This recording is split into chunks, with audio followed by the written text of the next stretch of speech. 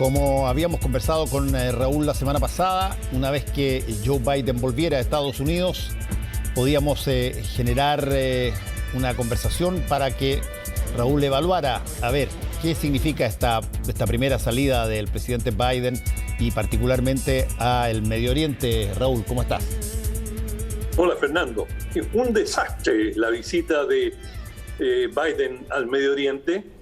La primera parte, por supuesto, estaba en terreno amigo, por así decirlo, que era Israel, y con Israel, como lo conversamos en su momento, llegó a los acuerdos previsibles.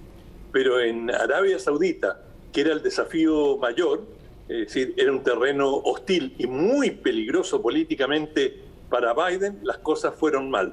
Porque, por supuesto, el reino saudí y el príncipe heredero Bin Salman tenían una cuenta pendiente con Biden. Biden había tratado a Bin Salman de paria y que no tenía ninguna intención de reunirse con él. Bueno, cuando llega a Arabia Saudita, quien lo recibe es precisamente, ahí lo vemos en la imagen, es Bin Salman, y en cierta manera le cobra todos los agravios que Bin Salman sentía que había sufrido de parte de Biden. Este era el momento de ajustar cuentas.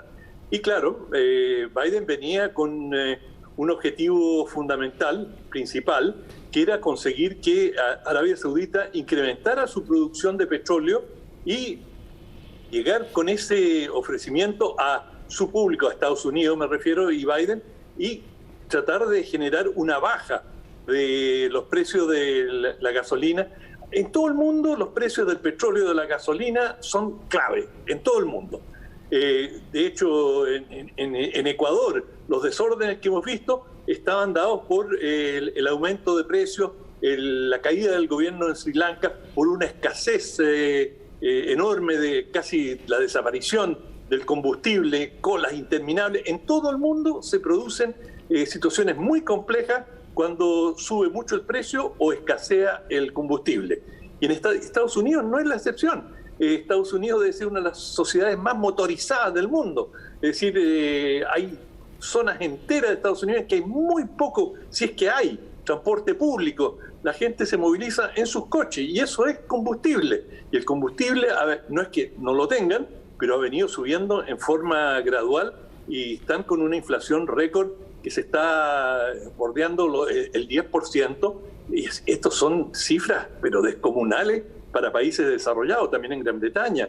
Por lo tanto, esta visita era muy, muy importante para Biden. Tan importante que estaba dispuesto a comerse, por decirlo en términos muy coloquiales, este enorme sapo que era chocar los nudillos de la mano con este hombre al cual la CIA, en forma oficial, había designado como el que dio la orden de matar a Khashoggi, este periodista norteamericano saudí, que fue asesinado en el consulado saudí en Turquía, y que fue despedazado, y que Arabia Saudita ha negado permanentemente que tiene algo que ver, salvo que señaló que algunos elementos rebeldes, digamos, que desacataron órdenes, que no cumplieron con lo que se les dijo, fueron los que cometieron este asesinato y que ya estaban duramente castigados.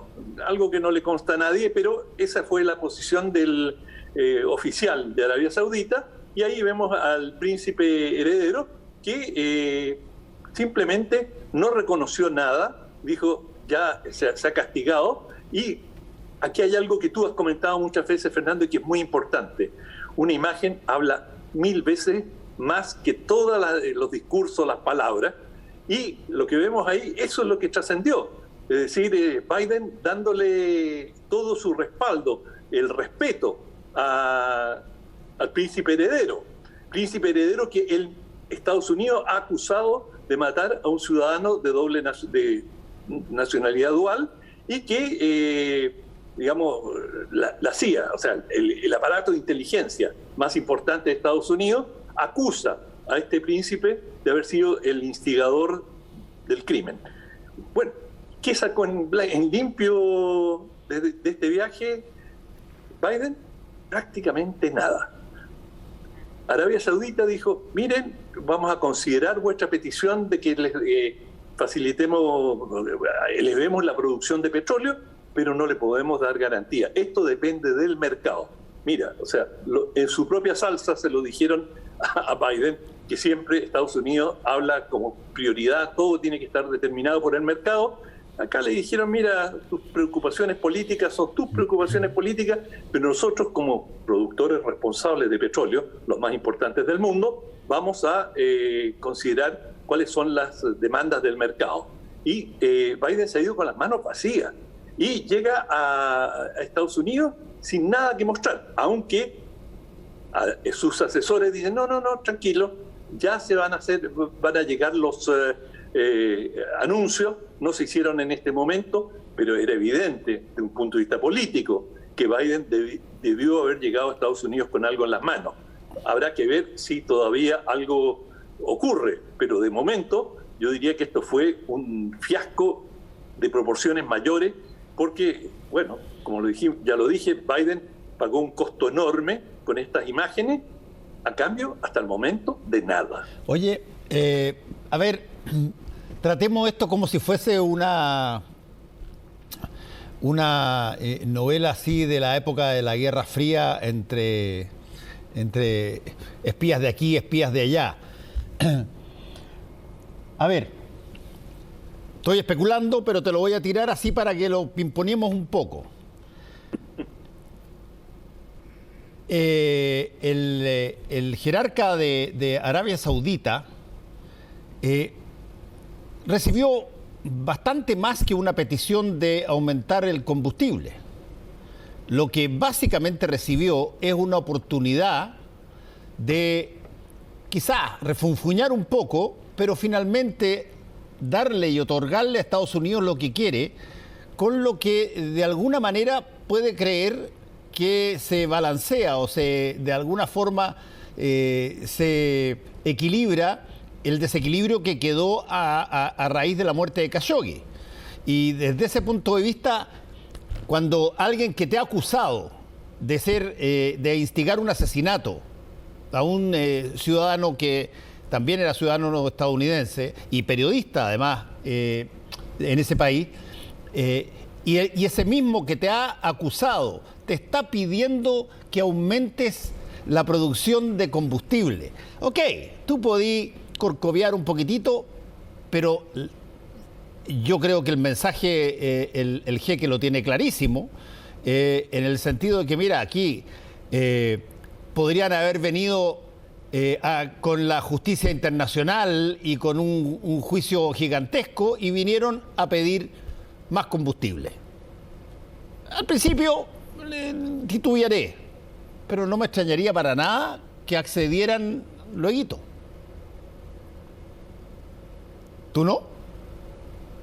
Sí, es posible, pero digamos del punto de vista de la estética de esta tratativa. Bueno, el hecho, o sea, mira, te lo planteo porque en Estados Unidos de pronto ha surgido con una vehemencia extraordinaria el tema si Biden puede ser o no el candidato para las elecciones del 2024, si puede ser el candidato demócrata. Y normalmente el incumbente, Biden, debería serlo.